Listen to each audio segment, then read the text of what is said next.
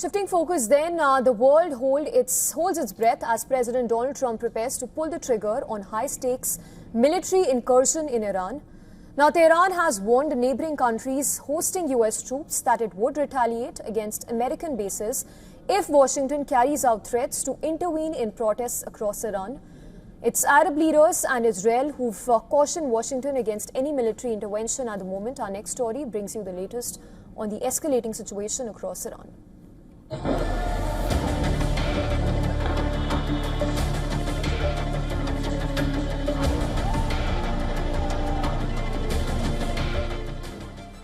President Donald Trump is weighing whether to unleash U.S. military might on Iran in response to a brutal crackdown on nationwide protests.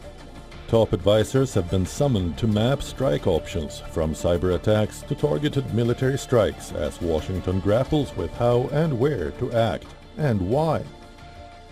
Trump has repeatedly warned Tehran, vowing very strong action if the killing of protesters continues.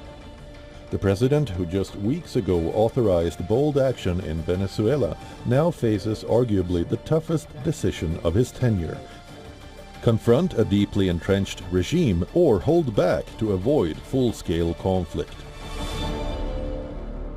I haven't heard about the hanging. If they hang him, you're going to see some things that I don't know what where you come from and what your thought process is, but you'll perhaps be very happy. What do you mean by that?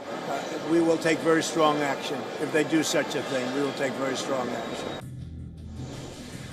Experts caution that Iran is no Venezuela. Iran commands a powerful military machine, entrenched ballistic missile systems, hardened Revolutionary Guard units, and an arsenal that has survived years of sanctions and covert strikes. Any attack on Iranian soil would almost certainly trigger immediate retaliation against U.S. forces and its regional partners. Iran also still has an enormous missile program, so it could retaliate and has threatened to retaliate against U.S. assets in the region as well as against Israel.